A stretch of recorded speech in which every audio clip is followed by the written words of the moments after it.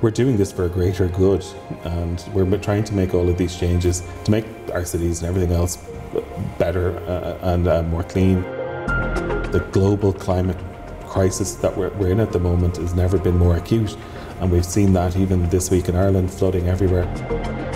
Little impacts all start to snowball and make bigger impacts, and I think that the key thing that I would say to listeners is to proactively engage, and because it's going to impact upon all of us. Take cars out of the city centre, to put more space there for parks, for children, for all the things, you know, us as humans we hold dear, and give them the priority as opposed to a car. Hello, and welcome to Season 2 of Conversations on Climate, in which I've been leading a series of conversations with experts from around the world exploring the biggest challenge of our time, climate change.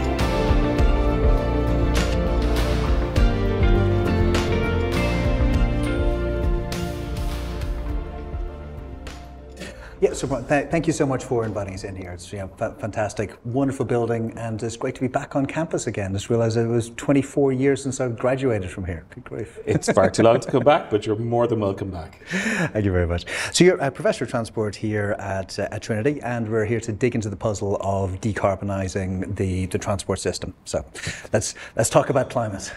Let's talk about climate. You'll probably see it getting darker outside because this conversation could take a while. That's fair. Your PhD is in engineering? It is, yes. Yep. And when people think about engineers, more kind of, you know, micro, like you're building bridges and you're building cars as opposed to transport systems. How did you get into the more kind of the bigger picture stuff? Tell us a little bit about the work you do. Well, I suppose the bigger picture stuff kind of happened during my PhD, where I was looking at public transport systems, how to make them more efficient. And then since then, the majority of what I teach and what I research is on large-scale cities, how we decarbonise them, how we make them more sustainable, more livable, more cleaner air, healthier, all of these types of things. So I use large data sources to try and prove different hypotheses around changing the systems. And it's great because I get to play with lots of data, look at new public transport systems, which is all very interesting. And being able to do that then enables me to, you know, spread that love of what I do to the students that are here in this building, also PhD students. And then I've been successful in funding as well to be able to kind of push forward the science in the area. Great. And you also have another qualification in economics. Yes, that's right. Yeah. How do the kind of PhD in engineering and the economics fit together in the work you do? The thing about transportation is it's massively interdisciplinary.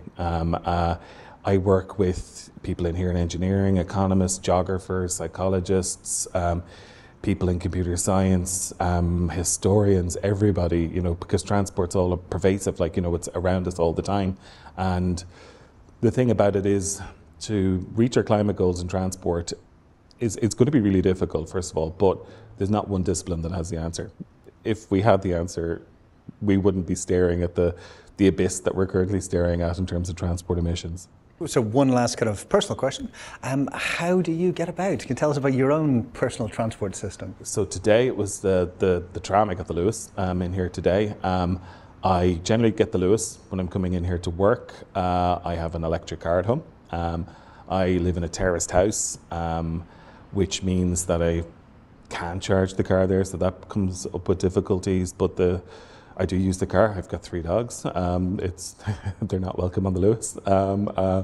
There's very few bikes I would bring them on, so it's mainly the Lewis and the car would be how I would get around. Okay, perfect. So we're going to talk about kind of your big policy issues. We're going to talk about politics. We're going to talk about autonomous vehicles, electric vehicles.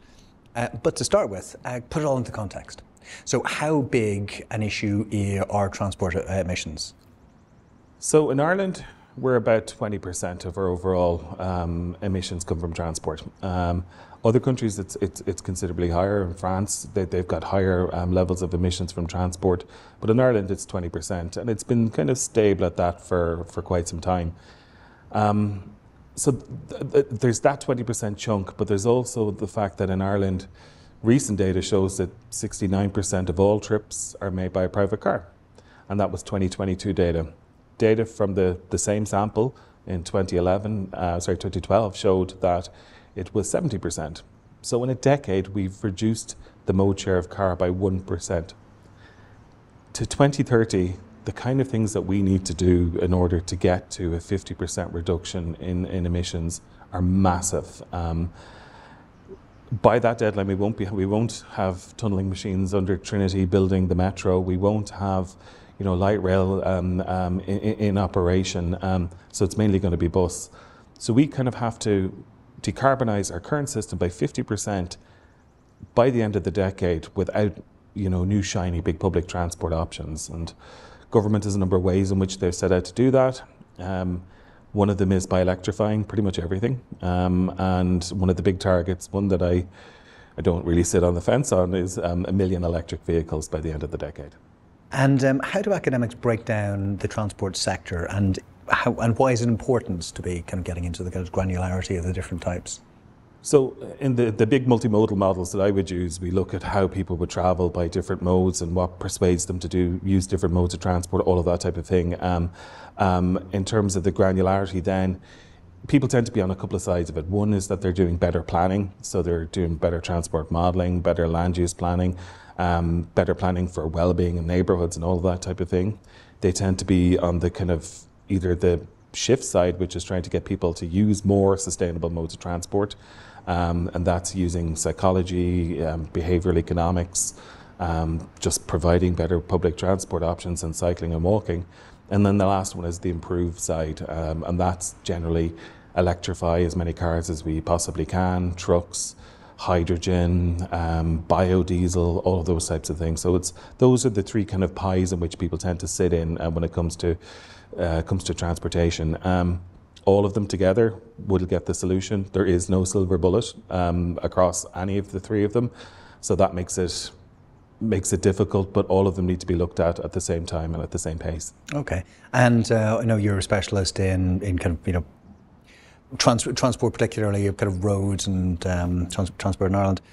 But could you put it in the context of overall transportation emissions, including aviation, shipping?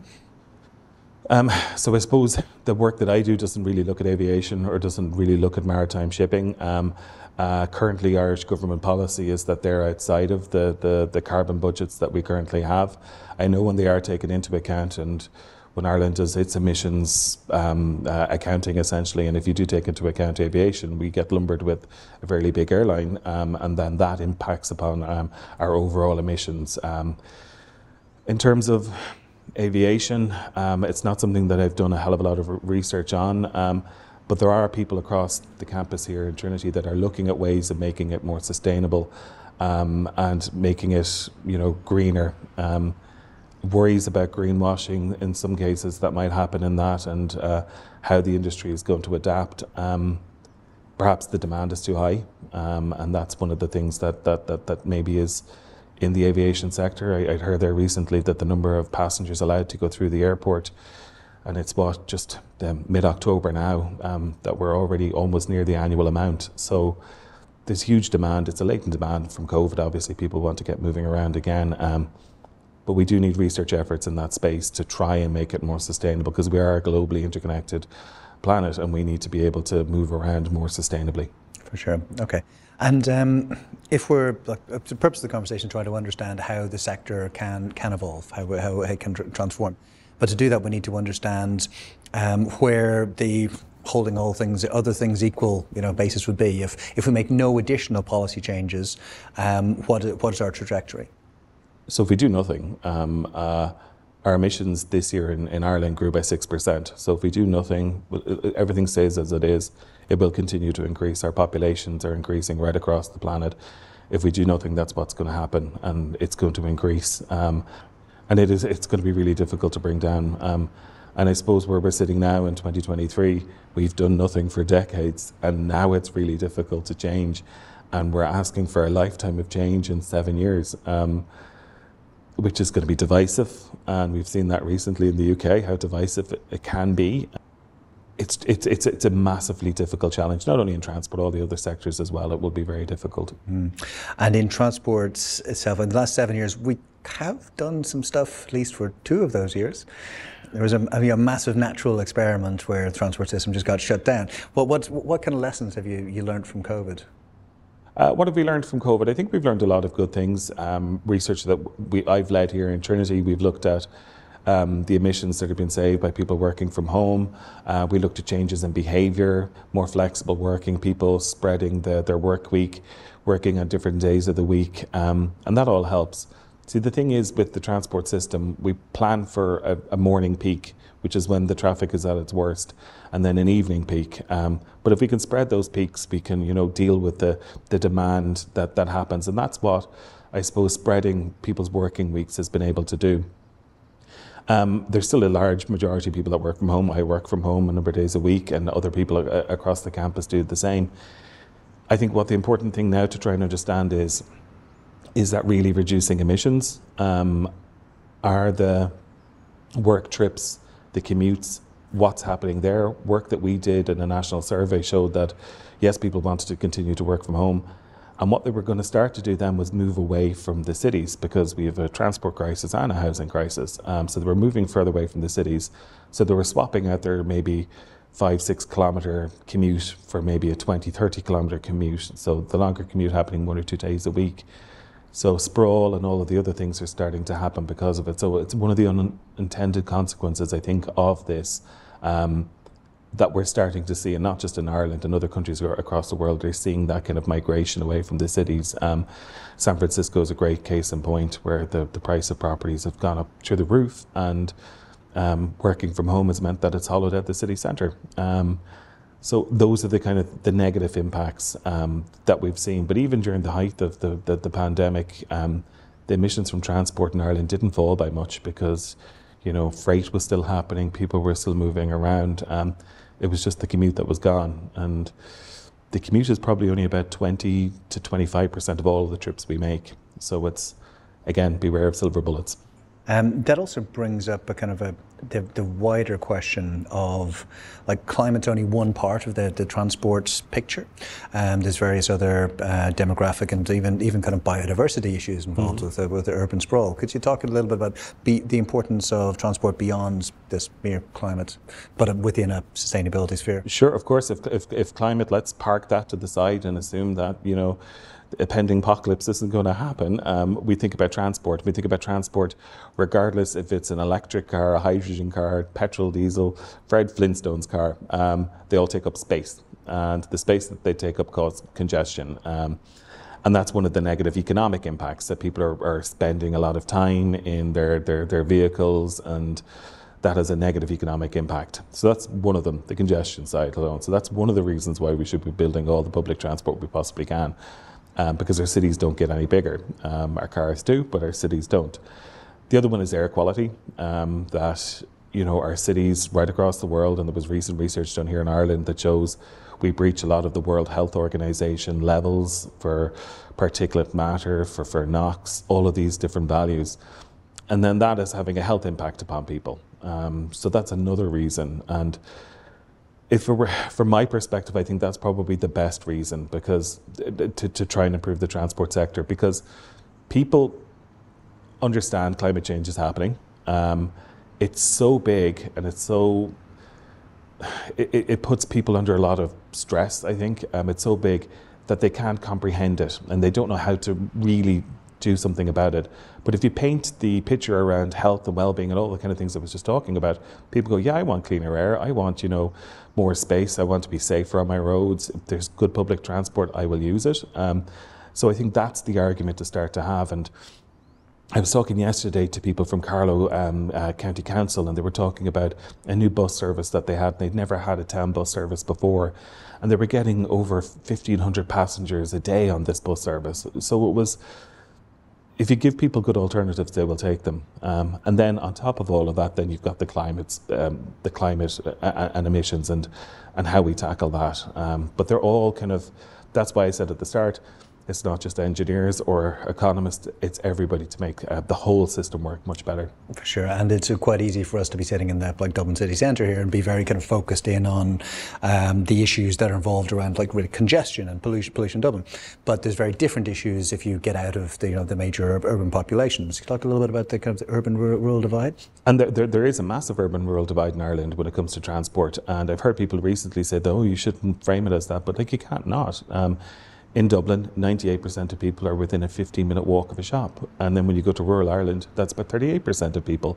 So there is a divide. The other thing about the divide is that, you know, we are providing lots more public transport into rural parts of Ireland. There's certain parts of rural Ireland that it will never be viable to provide a bus service, 3 bus services an hour, because there's so few people there. And those are the places that, from my perspective, that's where we should be pushing electric vehicles, shared vehicles as much as possible. They're the best alternative. Whereas in a city like here, where we are in Dublin, pushing electric vehicles, when, you know, if you listen closely, you can probably hear the Lewis going in the background, or the Dart. Why would we be putting all our eggs in, you know, the cities? And that's what the data shows. The majority of electric vehicles are in Dublin or they're in Cork. Mm-hmm. Yeah, and a bus that's used for 3 or 4 people is not going to be saving you anything on emissions. It'll be doing more harm than good, surely. Exactly, and they're more likely to be diesel buses, and yeah, they're going to be going against what we need to do. Those buses obviously, hopefully, will be electric in the future. But again, that's slow. We have there's a great example in Athlone where there's a fully electric bus fleet in that town now.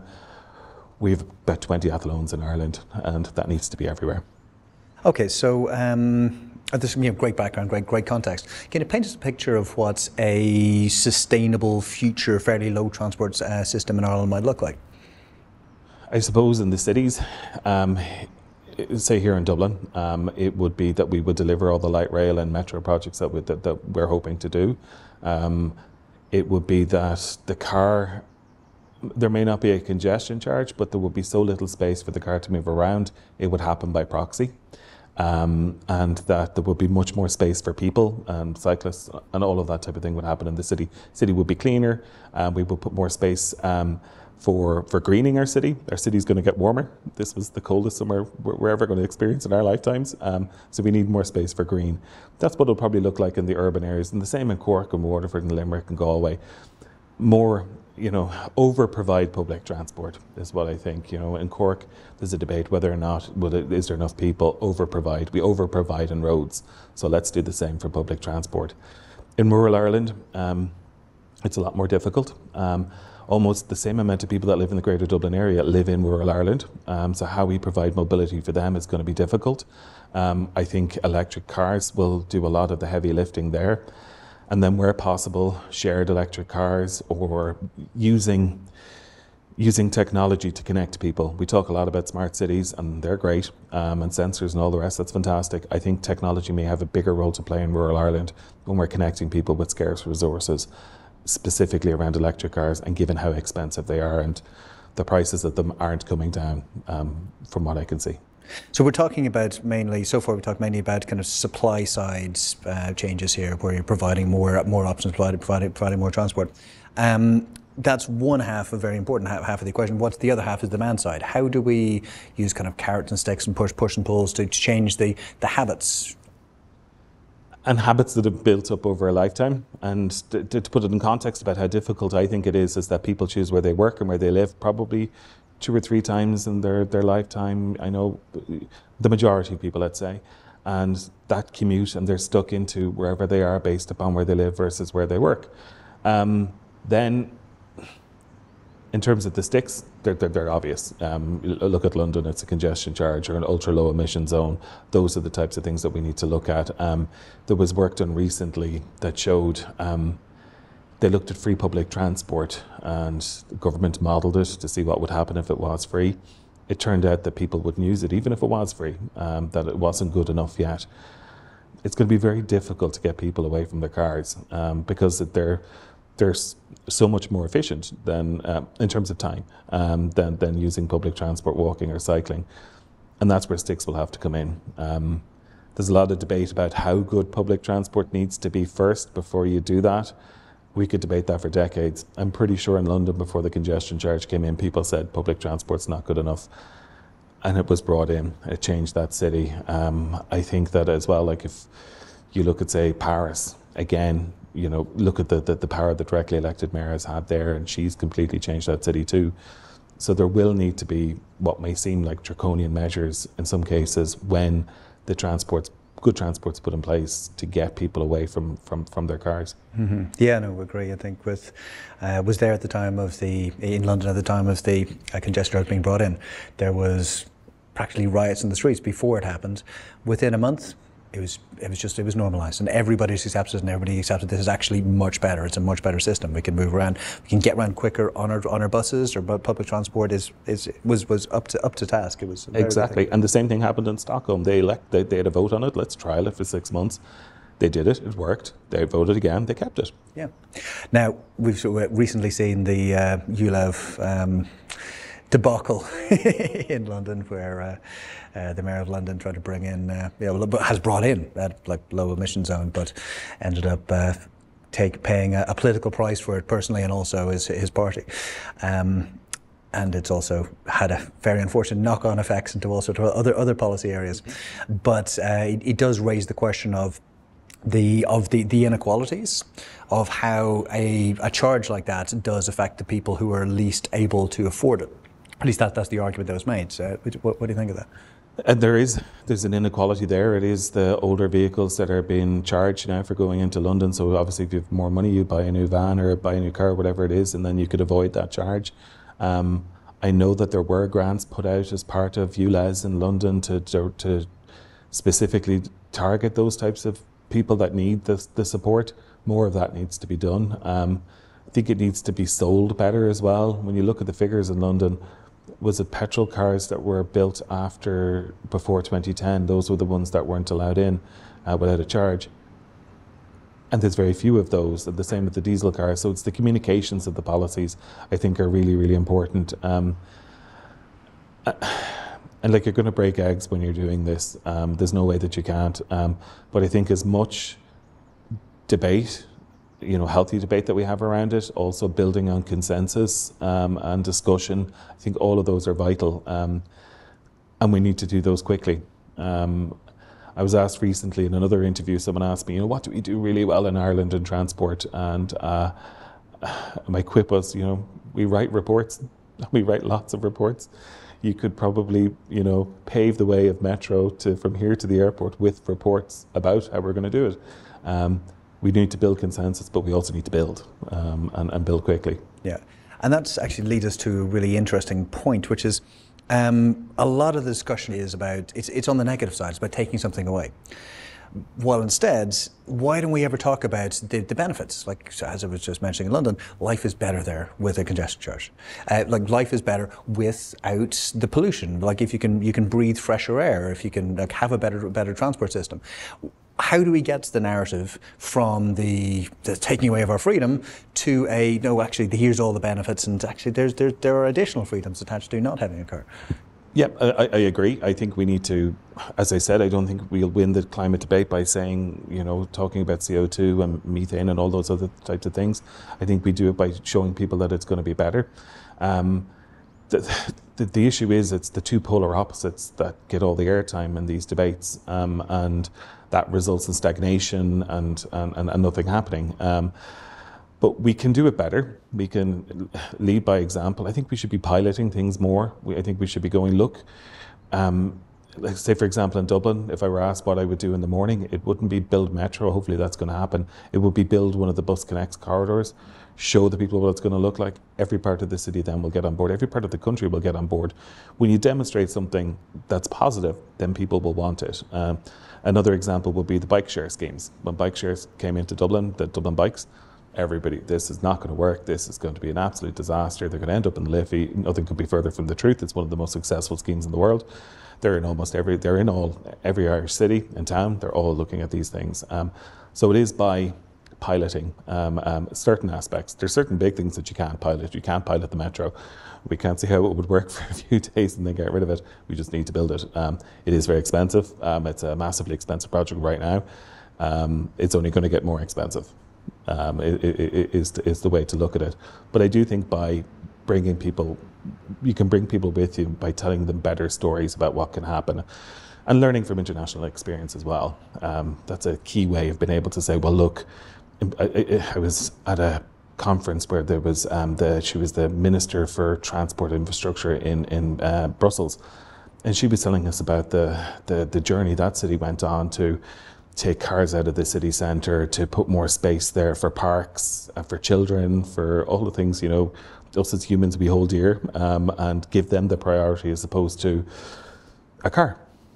And those types of stories, I think, are very, very powerful. And I think if you also target people's emotions around them and target people's, you know, the well-being of everybody, you know, we saw during COVID, everybody pulled together, and we're in one of those moments again, where we all need to pull together for this greater good, and it is by demonstration and storytelling. I think is one of the most powerful ways in which we can do it. Yeah.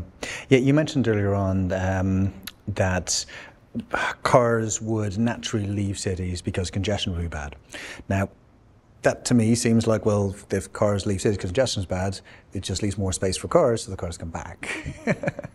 Is that one of those rebound effects? It would be a rebound effect. I think you occupy that space as soon as you possibly can once the cars start to move away. I think, say in Dublin, there's a couple of routes that are really important, and they are now more or less fully public transport and walking and cycling. And it's very difficult to get through the city with a car now, so it just becomes a place that you just don't want to be in a car. And I suppose that's what's happening. At some point, we probably will need a congestion charge. You know, in between the canals, transport's quite good and emissions aren't as bad. It's outside of the canals to the M50. That's where lots of emissions happen. And how we tackle that, we won't be able to tackle that without a stake. Okay, fair enough. And could you, so now that we're on the subject, could you explain the concept of the rebound effect and how it results in often unintended or unintuitive consequences? You mentioned it there about, you know, if you free up space, then other people will go, well, actually now it's quicker to go by car, I'll do that. And you see that happening. So within transport modelling, we would see that happening. We assume people take the modes of transport by the shortest time possible. The models also assume people are rational, which is a big assumption. But then if the travel time becomes less and people kind of change between routes, then they will go to the one that has the shortest path. The shortest path then could be because of a congestion charge, because of driving, or because you're saving time. Could be because of driving, but then the income effect is that those people will tend to be the people that are more that have higher incomes that will be able to pay for these types of charges. We're talking about kind of cycling and trying to encourage people to be doing kind of a more positive, healthy lifestyle. Now, cycling has got a very particular, in Ireland particularly, has got a very, without wanting to overuse the word particular, but a very particular type of person. A type of person who does it. Yeah. Like the mammal, the middle-aged man in Lycra. It tends to be a bit of a stereotype. How do we build a cycling system, a cycling network that is more inclusive, that's more... Because I was in Copenhagen recently, and everybody cycles. Everybody. It's in Amsterdam. I spent some time in Amsterdam a few years back. Everybody cycles. Entirely inclusive, entirely different mentality about it than there is here.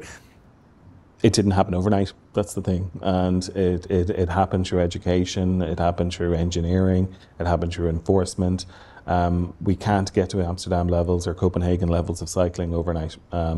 It needs to be educated, we need to be working with our kids, we need to be able to showing them that places are safe to cycle, allowing the parents to feel confident that their kids are safe while they're out cycling, that they're not stuck behind a diesel bus or a diesel truck inhaling lots of, very bad things for them. All of those kind of things that need to happen. It's great to look at Copenhagen and Amsterdam, but like cycling in Dublin is increasing. It's increasing slowly, but recently someone said to me that Dublin is the Amsterdam of pedestrians. So there's about 20-30% of people, all their trips are taken by foot. So that's another thing that we definitely do very well, and not only in Dublin, all of our cities, there's high levels of pedestrians. The cycling one is going to take time, and it's not the silver bullet that we think it is. We've done research on it to show that if we had Amsterdam levels of cycling in Dublin, the emission savings, they're not massive. What tends to happen is that people will leave public transport and go to the bike. And when cycling gets worse, they leave the bike and go to public transport. It's the people in the cars, and it's how you get to them is the key thing. The 30% of other modes that are used in the country. They tend to fluctuate between public transport, walking and cycling, and the car tends to stay pretty steady where it is. Very good, yeah. So yeah, I think we've talked about things on two extremes. But maybe could you give an example of what you think would be the best kind of, bang for your buck, one policy change you could make, and then maybe on the opposite end, the one that you might think would be overly emphasized as a solution? So the one policy, the bang for your buck is, and it's going to be boring, it is bus transport for this country. By assuming a 2030 timeline, that's what we require. That's what the investment is needed in. There's, I think, 11 routes currently under consideration by Onboard Planola, and they've been there quite some time. I think, well, maybe the one quick win would be to expedite everything that's in Onboard Planola and get things happening a lot quicker. That could be the quick win. But I do think bus services and better bus services, I think, are fantastic. There's an example in Belfast of the Glider, which is a bus that looks like a tram. I think that could have a lot of impact. Great pilot. Bring it to a city. I think that could have a lot of impact. And the other question was, what is the... Yeah, what is overemphasized? Like what's better on paper than in reality? What's better on paper than reality? Well, like electric cars will reduce our emissions substantially, and there's no question about that. They do nothing to change the transport system. An electric car will still delay a bus. Electric car, if it's in an accident, has equally likely probability of hurting somebody, causing a fatality. It causes the same amount of congestion. We put far too much effort. We're putting far too much in that one basket in this country. And it's not about, I know, it's 58% of all of our emissions that we have, our emissions plan, 58% of the reduction is going to come from electric cars. I know a lot of people think that we will get to this 1 million figure. I really don't see how we're going to do it without creating more cars. On average, we sell about 100,000 cars in this country a year. I looked at the stats this morning. So far in October, we've sold 70,000 SUVs in this country. And then there's all of the other cars that we're still continuing to sell. Cars don't solve, they solve an immediate problem. They solve an immediate problem, electric cars. But in cities and urban areas, I think, they're not the solution. More space to make more people together move faster is the thing to do. Okay, and then sort of taking the buses as a start, would you see any bus as a good bus, or would you prefer it to be electric, to be hydrogen, and what type of fuels would you kind of champion if that was? Obviously, electric buses are the best, but again, back to all the reports we write and perfection being the enemy of the good. Any bus is better than 10, 20 cars rattling around. Ideally, they would be electric, and there are a number of electric buses here now in Dublin. There's plans for them all in all the regional cities. That helps with the climate, but to go back to an earlier point, it really helps with air quality, because these buses are big. Like big diesel buses create lots of toxins that go into the atmosphere. And if we look at Dublin, when we model emissions in Dublin, we see high concentrations around all of the bus routes, and that's just a product of buses being operated by diesel. Interesting, yeah, okay. And then taking on the EV side, very interesting what you say, like so much of the policy is then focused in on this one particular tool. What extra nuance would you like field into that debate, that discussion? I've lots of ideas. I think from a just transition and from that perspective, I think we should be targeting electric cars into rural parts of Ireland with much higher grants for people that drive much longer distances and use petrol and diesel cars. That's the first point. I think we need to incentivise the second-hand car market. Not everybody can afford an electric car. We need to incentivise that as much as we possibly can. But then the other thing is we need to massively scale up our charging network. We've got about 3,000 charging points now across the country. Arup and other consultants have done work to show that we probably need maybe 6 figures. The pace at which those are coming out is quite slow.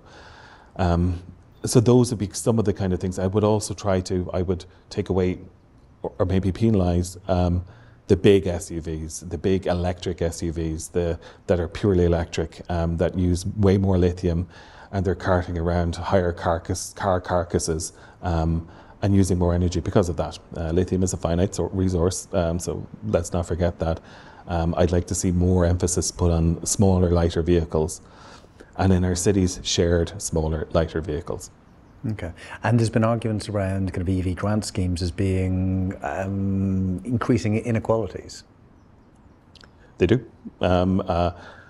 I've got the research that proves it. The majority of EVs that are sold in Ireland happen in Dublin and Cork, and there's a massive correlation between income levels in areas and EV ownership.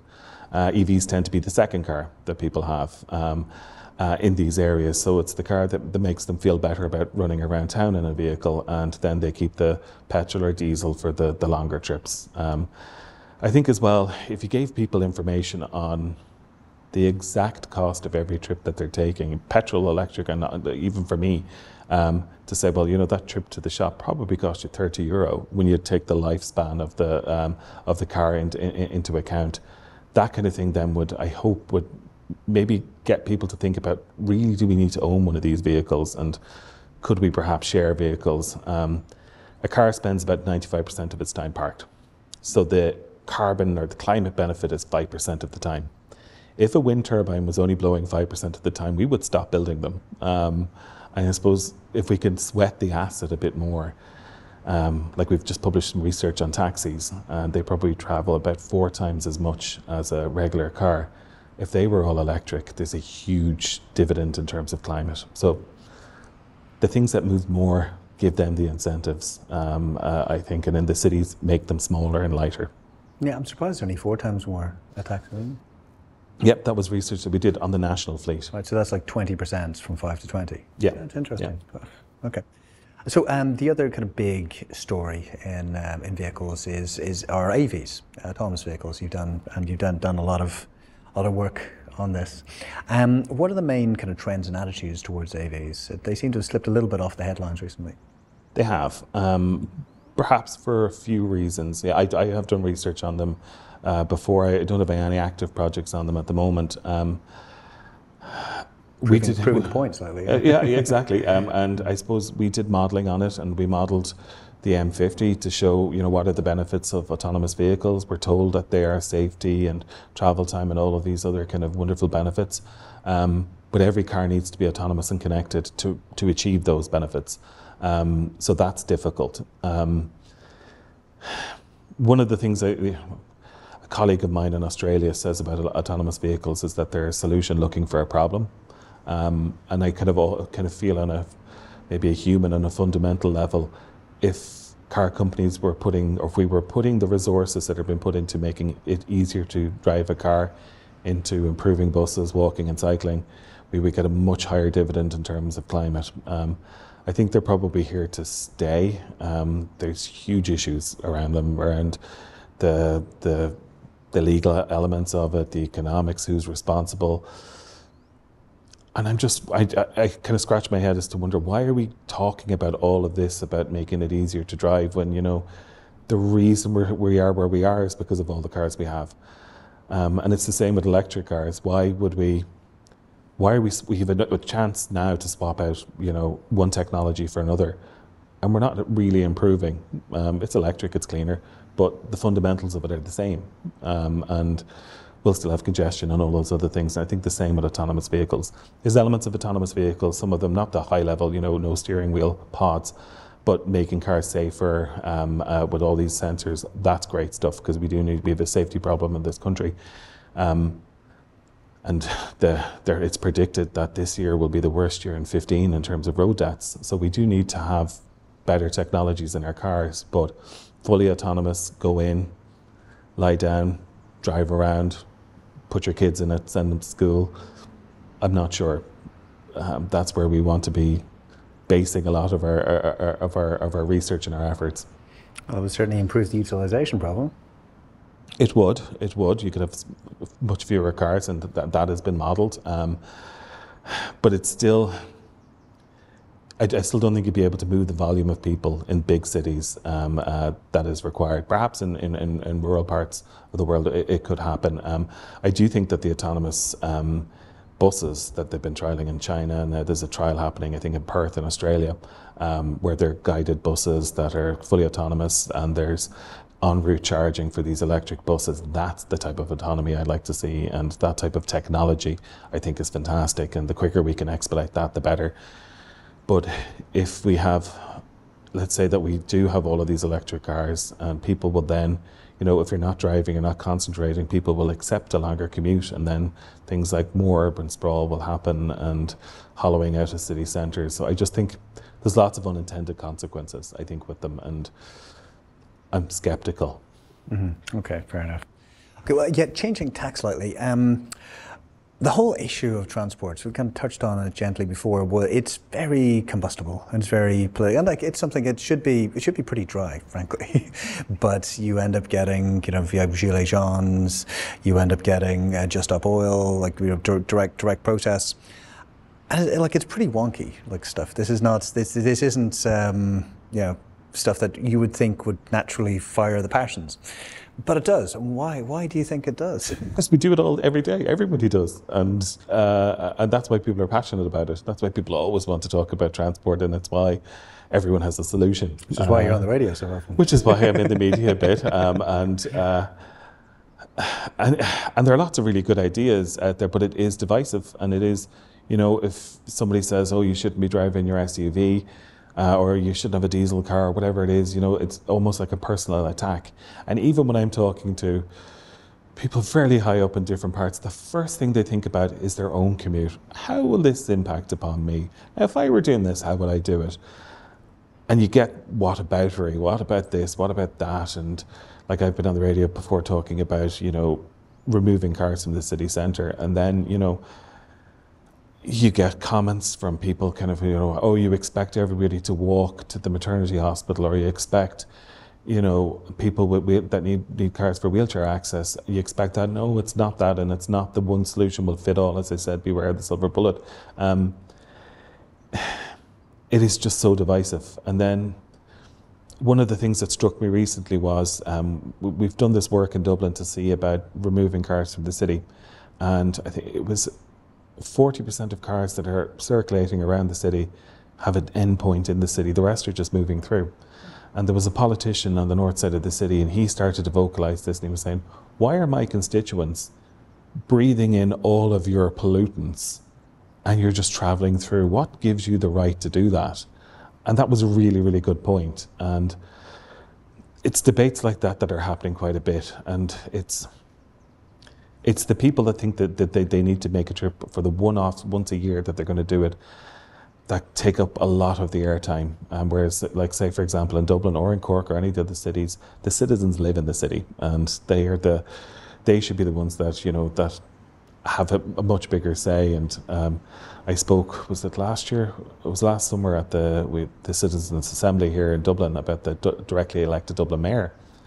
And I think that's a fantastic idea. If you look at any of the cities around the world that are doing amazing things, Barcelona, London, Paris, they're all doing amazing things. They have amazing directly elected mayors. And that means then the person that's enacting these policies, taking away parking, promoting cycling, has a mandate.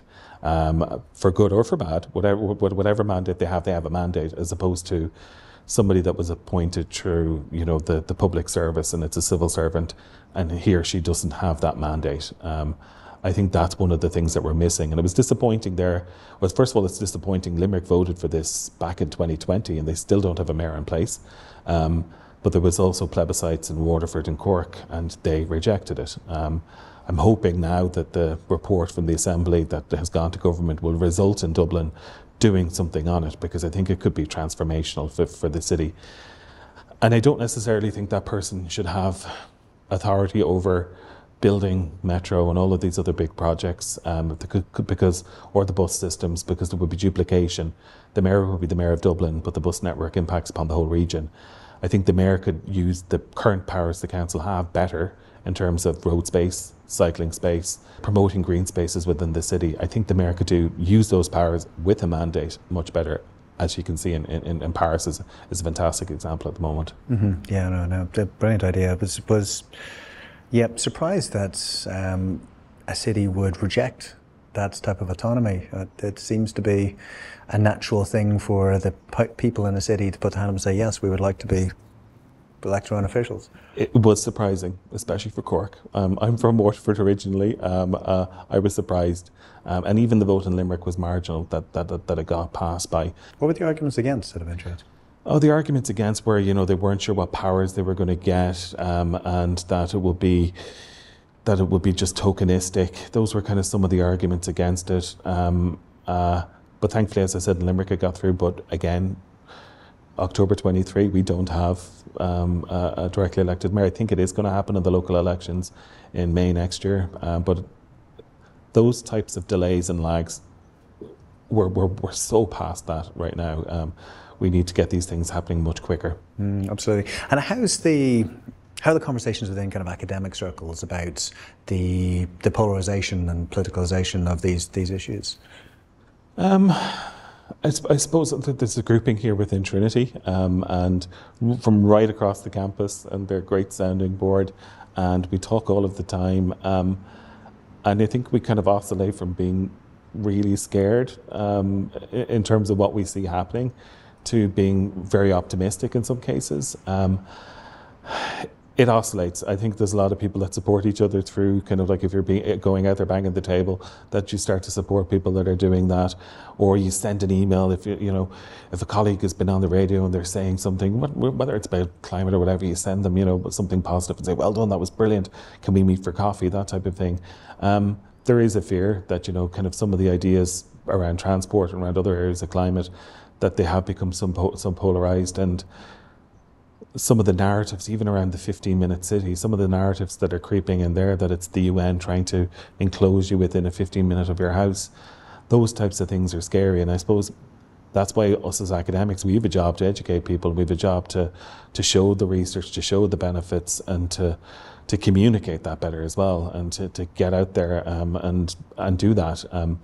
We're staring at the abyss, as I said earlier, and not to be so negative, but it's, what did you do? Where were you when all of this was happening? Kind of conversation, I suppose, at the moment. And we need to do everything. And I was asked again recently, it was back earlier in the year, someone said to me, what do we need to do in transport? And I quoted the movie that had won the Best Picture at the Oscars, Everything, Everywhere, All at Once is what we need to do.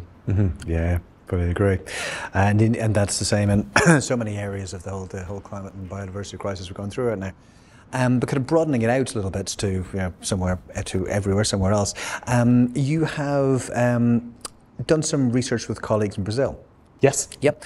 How has that research informed your attitudes in relation to decarbonisation of transport generally? That was a fantastic piece of research that we did in rural Brazil, and one of the first things I found out was that the problems that we have in Ireland in terms of how the mechanisms of getting things working in transport were the same as they were in Brazil. And the PhD student that worked on it, Rodolfo, he was from that part of Brazil.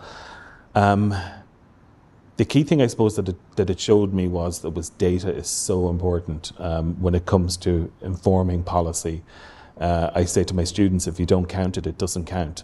So if you're building something, doing something different, energy, transport, water, whatever it is, you need to be able to prove what you did was beneficial. And we tried to do that in this project in Brazil, and like basic things that we didn't have information on. One was where people lived. And we were like, right, okay, we have to come up with a way of figuring out where people live. And then we found out, or we knew that in that part of Brazil, there was a huge irrigation and water scheme where there were water systems put into every part of Brazil, or of that part of Brazil. And if there was a water system there, then we assumed there was houses there and there was people there. So we were able to link the two, prove it by using geospatial analysis, and then show where the populations were. And then having that data then empowered us to be able to go, right, how far away is somebody living in that part of Brazil from education, work, and healthcare?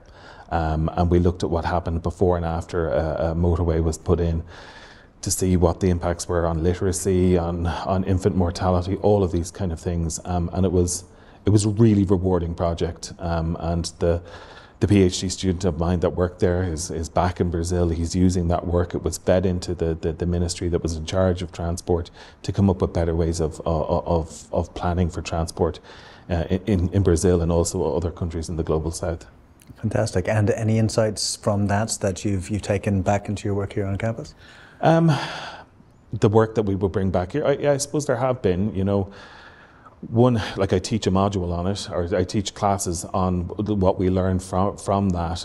There were certain things, I suppose, the before and after studies, the kind of technical GIS analysis that we did, that kind of stuff has definitely informed some of my teaching and more of my research, and we've applied it to different parts of Ireland as well. And the same author that was on that research in Brazil was authored on work that I did here in Ireland on rural transport, and you could see the similarities between the two. So we definitely learn from each other. Mm-hmm. Okay, excellent. So if we could just ask one last question for, just to wrap up. We normally ask for a little bit of advice at the end, and in this case, could you give one piece of advice to kind of listeners out there? What's the one thing that they can do that can make the most impact? I suppose across all of climate is... No, just say across transport. Across transport, I suppose the one thing that they could do is, consider the trips that are being made.